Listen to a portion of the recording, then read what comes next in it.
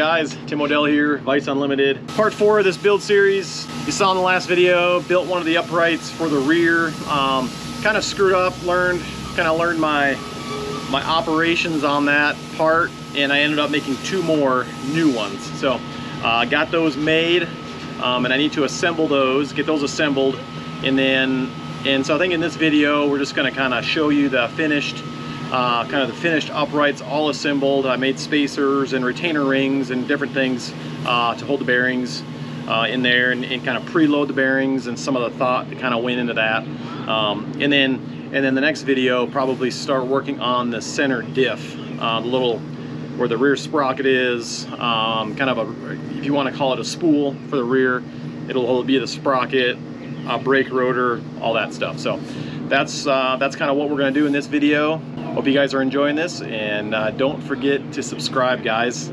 I could really use your support with this. Keep this going. I'm really trying to do this time. I'm really trying to make a good go of this YouTube this time. So trying to do a video a week. I'm a couple days behind this week.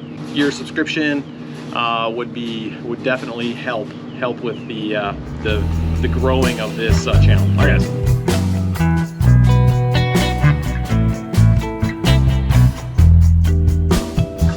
So here we are, we're back in the shop.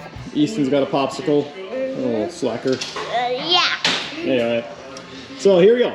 This is one that's put together. You know, there's 2 of these obviously for the rear of this Cross Kart. Kind of want to show you what the finished product looks like, and then we'll put one together here. Over here. These other parts. So yeah, so here it is. You know, this was the original one that kind of screwed up on, that I learned on. Turned out that everything kind of got offset in this part, and so it wasn't completely concentric, so it got a little off. All right, I keep getting interrupted by these little whippersnappers around here. No, munchkins. Okay. No. So yeah, made this one in the last video, learned a lot. Ended up, since then, made 2 more here. One there, one here. You know, you saw the hubs being made in one video.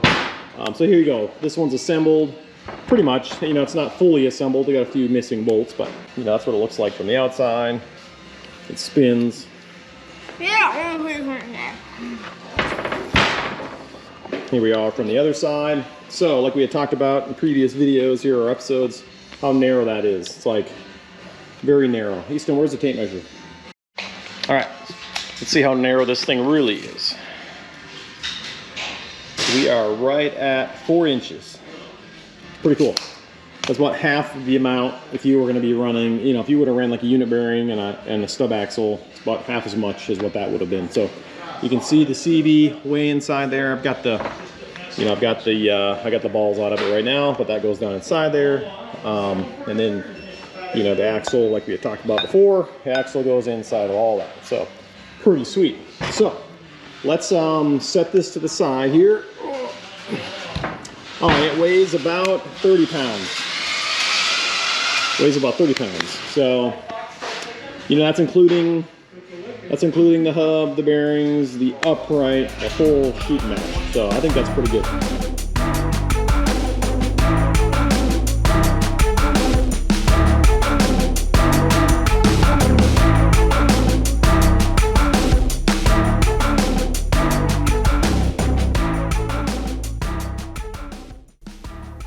All right, guys, so as I'm putting this hub together, there's one thing that comes to my mind, and this is the plan.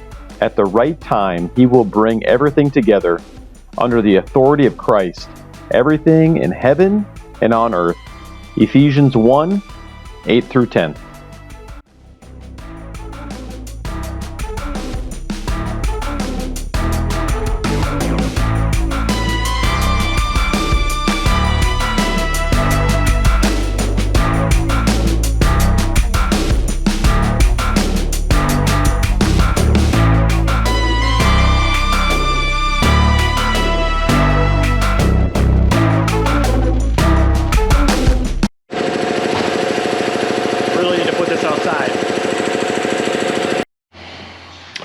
Thing I forgot to do, I need to drill, or I need to tap the holes for the wheel studs. So let's do that real quick, and then we'll get this thing assembled.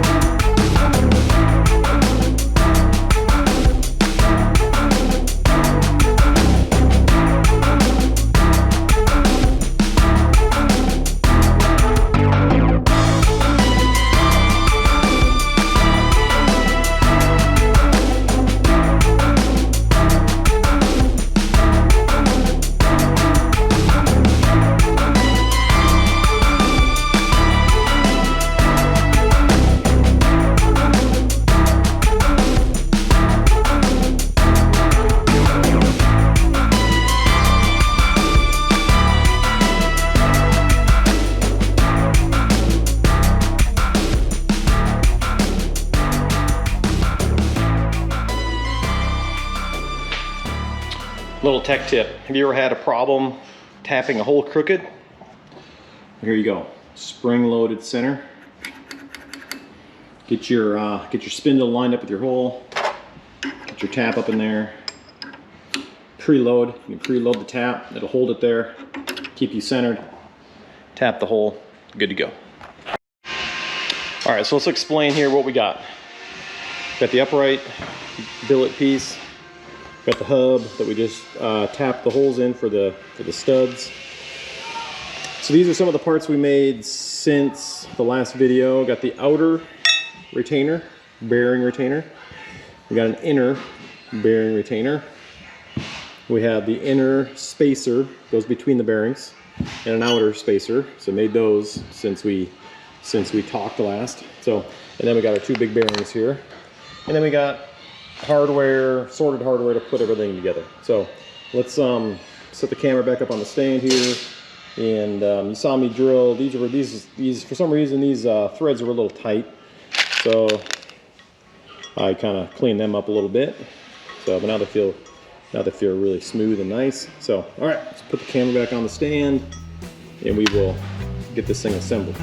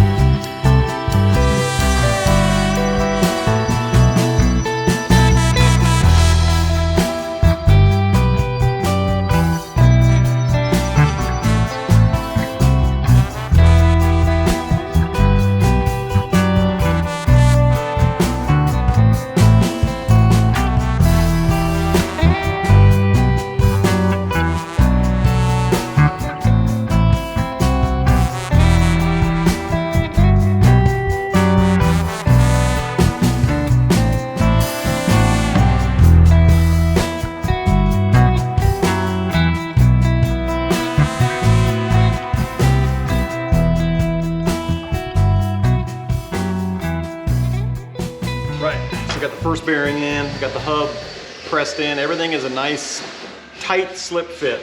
So now here, I've got an outer spacer. So that outer spacer goes on the outer race of the bearing. So, one thing I discovered on this was these bearings have about, if you push them, I can push the inner race in and out about 20 thousandths compared to the outer race. So, which that's an issue because if both of these bearings have, you know, roughly 20 thousandths of play here, the wheel, you know, the wheel's going to move. So I don't want that. So when I cut these spacers, they're basically 750 thousandths, so basically 3/4 of an inch between the bearings. The spacing is. So what I did is I made this bearing 750. And I made this, or not bearing, I made this spacer 750, and I made this spacer 850. So this is no, is that right? Basically, the one spacer is 10 thousandths thicker than this spacer to help to take up some of that play in the bearings here. So anyway, hopefully that makes sense. Outer spacer, inner spacer.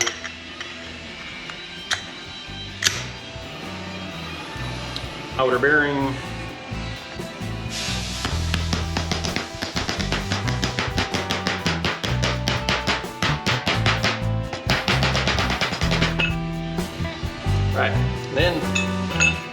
just these two basically retainers, the outer, inner. Okay, so let's put these together.